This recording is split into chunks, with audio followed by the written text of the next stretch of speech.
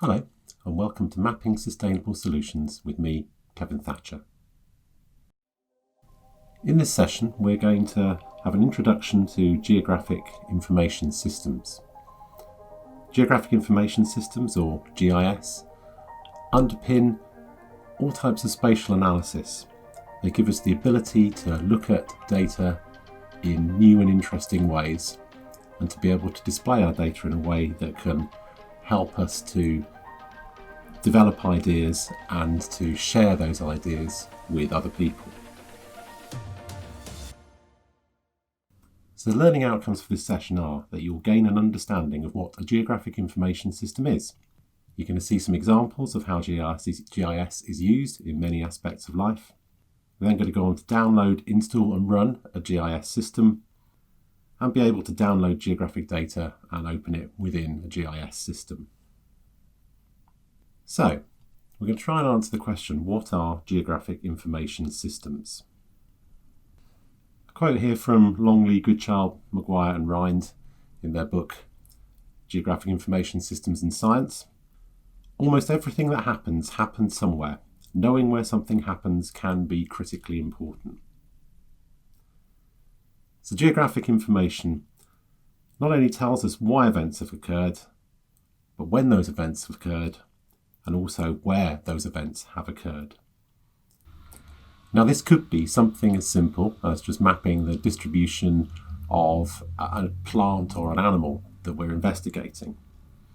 But it could also be something far more complex, like interrelating a series of different types of geographical data and environmental information to analyse changes in the environment and their likely causes.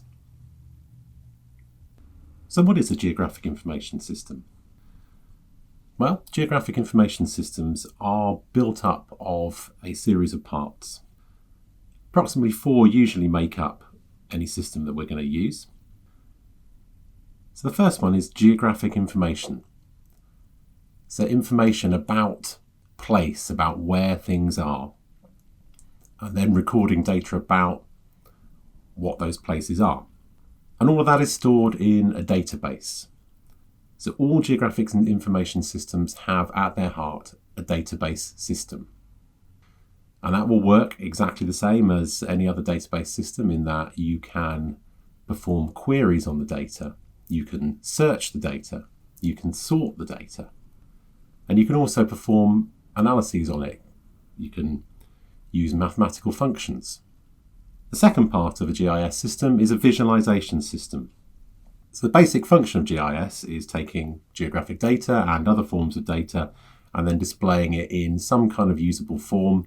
Most of the time with the GIS, this will be in the form of a map. So really it is as simple as that again, as we've looked at with statistics, that you take a complex set of data and then make it simple by either producing graphs or using statistical tests. A GIS does much the same. It takes complex geographical information and produces it in a visual manner that will allow us to easily visualize and see the data. But GIS goes a little bit further than that. It allows us also to do spatial analysis. And all GIS systems will have, in one way or another, some form of spatial analysis tools that will then allow us to find out more about the geographical data that we're looking at. We then have the final products. All GIS systems allow us to produce final products that can be used to easily communicate information. So that may be maps in whatever form they are. We can print them out, actually have hard copies of them, or copy them from the GIS system to then insert into reports, put on websites, whatever else like that. You can also do a bit more than that as well in terms of actually producing detailed analysis of data. So that may be in the form of numerical data that we get out from our analysis. That can then be analysed using other applications.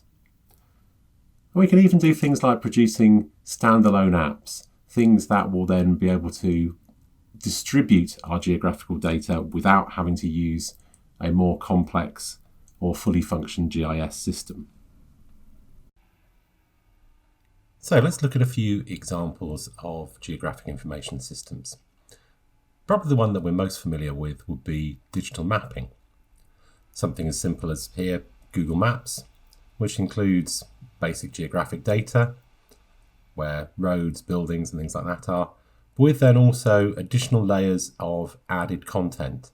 So things that will tell us where particular facilities are, like restaurants, hotels, whatever else like that. Another example that also uses digital mapping as its basis is route planning. Route planning basically allows us to find the quickest and easiest way from one place to another. In the example I've given you here, between 4 locations. Route planning is at the heart of things like delivery services. So whether that be whatever parcels you're having delivered to your house, or food delivery services, taxi services, all rely on geographic information systems in order for them to efficiently do their work. Got an example here of hydrographic survey data. If you don't know what hydrography is, it's basically the method of surveying the seabed, looking at the depth of water and being able to then accurately plot charts which are used for navigation from that data. And almost all surveying systems, be they in the marine environment or on land, rely on, again, a geographic information system at their heart. Everything these days is done from a purely digital point of view, and so consequently having a type of GIS that's able to actually collect data becomes essential in any kind of survey work. A growing area is spatial analysis. Spatial analysis is used in a lot of different ways. We're going to look at a little bit of that later on in this course. But one of the big growth areas in spatial analysis is in sport. This might seem a slightly more trivial use of GIS perhaps, but things like the English Premiership is a massive business in its own right, and the success or otherwise of a team can depend on knowing the strengths and weaknesses of the teams you're playing against. So the analysis can take a number of different forms. Sometimes it's in the form of things like heat maps, which will show where certain players tend to be strongest on the field. And then also analysis like this one that you're looking at here. And this is for all of the shots on goal or goals that Marcus Rashford, who plays for Manchester United at the moment, has done in his entire Premiership career. Now you can sort of see there's a number of different colour codings there, and they relate to specific outcomes of those shots. The green ones are the goals that have gone in. And there we go. So you can sort of see from that generally speaking, Marcus Rashford tends to be best when he's shooting from somewhere in the penalty box, relatively flat onto the goal. Okay, he's got 1 or 2 outliers as well that have gone in from quite a long way out, but it gives you an idea of how he is able to actually score his goals, and as a consequence perhaps would give an opposing team some ideas of how to best plan their defence against that. So some more examples of GIS use. We've talked about mapping. Navigation. All ships, most small boats as well, these days have digital navigation systems, which again are a GIS-based system. Urban planning, when we're looking at where new buildings or new facilities can be placed, a GIS system will be used in order to map that and model any likely effects. Similarly, in environmental impact assessment. Disaster management and mitigation, being able to find data on the location where there has been, for example, a flood or a landslip, will allow us to then look at what the likely issues are going to be and be able to map and plan accordingly. Flood risk estimation, being able to model the surface of the land and look at different scenarios for either tidal height or rain causing rivers to rise and what areas that's likely to then flood. GIS is also used in agriculture. There's a growing industry around looking at methods that allow farmers to survey their fields remotely and then to analyse that data using a GIS to find out where things like fertiliser can best be applied. Networks and telecoms, so looking at things like coverage for mobile networks. Many aspects of asset management. We've talked about things like route planning and how that's important for, again, things like asset management. Geological and hydrographic exploration and survey, and many, many more. There are a large number of GIS packages that are available for use.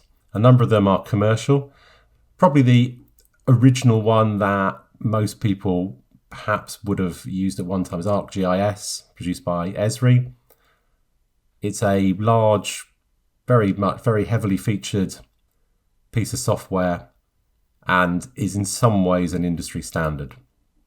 But there are plenty of others as well, things like GeoMedia, MapInfo Professional. Idrisi is a GIS that works in a slightly different way in that it concentrates mostly on things like remote sensing data. You then got Bentley Map. Bentley produce large quantities of different types of mostly business-based software, but they also produce mapping software as well. And the same with AutoCAD. AutoCAD, being the big computer-aided design package, has already some similarities with GIS, and they've added a mapping app to that. But there are also open source GIS packages, which are obviously available for free.